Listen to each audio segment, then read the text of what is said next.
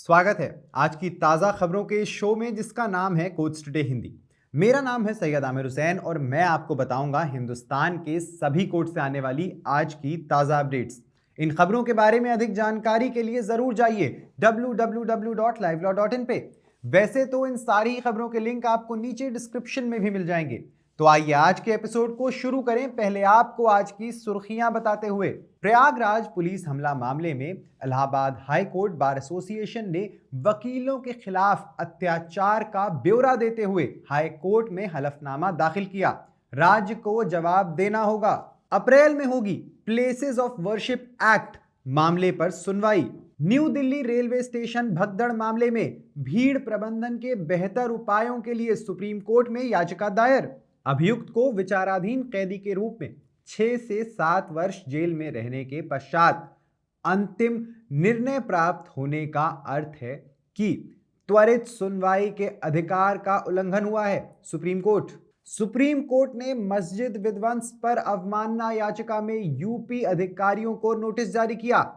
आगे की तोड़फोड़ पर रोक लगाई। आज की पहली खबर में इलाहाबाद उच्च न्यायालय एक आपराधिक रिट जनहित याचिका पर सुनवाई कर रहा है जिसमें 4 फरवरी को प्रयागराज में वकीलों पर हमला करने के आरोपी पुलिस अधिकारियों के खिलाफ एफआईआर दर्ज करने की मांग की गई है। याचिकाकर्ता इलाहाबाद उच्च न्यायालय बार एसोसिएशन ने एक पूरक हलफनामा और एक पेन ड्राइव प्रस्तुत किया है जिसमें कथित पुलिस क्रूरता के सबूत हैं। न्यायमूर्ति राजीव गुप्ता और न्यायमूर्ति मोहम्मद अजहर हुसैन इदरीसी की अगवाई वाली अदालत ने संभागीय आयुक्त, पुलिस आयुक्त, जिला मैजिस्ट्रेट और पुलिस उपायुक्त यातायात यानी ट्रैफिक सहित प्रमुख अधिकारियों के हलफनामे दर्ज किए हैं।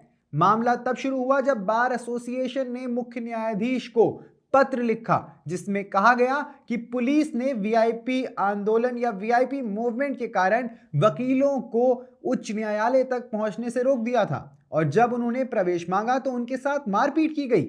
मुख्य न्यायाधीश ने पत्र को जनहित याचिका में बदल दिया जिस पर अब सुनवाई चल रही है। मामले की अगली सुनवाई 18 फरवरी को तय की गई है।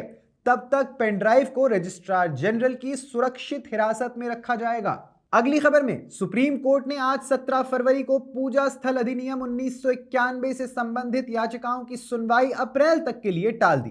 सीजेआई संजीव खन्ना और जस्टिस संजय कुमार की पीठ ने निर्देश दिया कि मामले को 1 अप्रैल से शुरू होने वाले सप्ताह में सुनवाई के लिए सूचीबद्ध किया जाए। गौरतलब है कि इस मामले की सुनवाई पहले सीजेआई संजीव खन्ना, जस्टिस संजय कुमार और जस्टिस केवी विश्वनाथन की 3 जजों की बेंच ने की थी। पीठ के पास पूजा स्थल विशेष प्रावधान अधिनियम 1991 की संवैधानिकता को चुनौती देने वाले याचिकाओं का एक सेट और अधिनियम को सख्ती से लागू करने की मांग करने वाली एक अन्य याचिकाओं का सेट है। बाद में पीठ ने मुख्य मामले में दायर किए जा रहे कई हस्तक्षेप आवेदनों और इसी तरह की रिट याचिकाओं पर भी ध्यान दिया जो या तो लागू अधिनियम को चुनौती दे रही थी या अधिनियम के कार्यान्वयन की मांग कर रही थी। एक और बड़ी खबर में नई दिल्ली रेलवे स्टेशन पर शनिवार को हुई भगदड़ में कम से कम 18 लोगों की मौत के मद्देनजर सुप्रीम कोर्ट में एक जनहित याचिका दायर की गई है जिसमें ऐसी दुर्घटनाओं को रोकने के उपाय सुझाने के लिए एक विशेषज्ञ समिति गठित करने की मांग की गई है। याचिकाकर्ता अधिवक्ता विशाल तिवारी ने राष्ट्रीय आपदा प्रबंधन प्राधिकरण द्वारा 2014 में बनाई गई रिपोर्ट को लागू करने के लिए केंद्र और राज्यों को निर्देश देने की भी मांग की जिसका शीर्षक था सामूहिक सभा के आयोजनों और स्थानों पर भीड़ का प्रबंधन। याचिकाकर्ता ने भारतीय रेलवे को रेलवे स्टेशनों पर यात्रियों की सुरक्षा के लिए गलियारों को चौड़ा करने, व्यापक ओवरब्रिज बनाने और प्लेटफॉर्म का निर्माण करने, साथ ही रैंप और एस्केलेटर के माध्यम से व्यस्त समय के दौरान प्लेटफॉर्मों तक आसान पहुंच सुनिश्चित करने आदि जैसे निर्देश देने की मांग की। यह सुझाव दिया गया कि अंतिम समय में ट्रेनों के आगमन या प्रस्थानन प्लेटफॉर्म में किसी भी बदलाव से सख्ती से बचा जाना चाहिए। साथ ही काउंटरों को स्टेशनों की क्षमता से अधिक टिकट नहीं बनाने चाहिए। याचिकाकर्ता ने कहा कि ट्रेन ने प्रयागराज जाने के लिए अंतिम समय पे प्लेटफॉर्म बदल लिया और इस प्लेटफॉर्म के बदले जाने के कारण ही भगदड़ मची।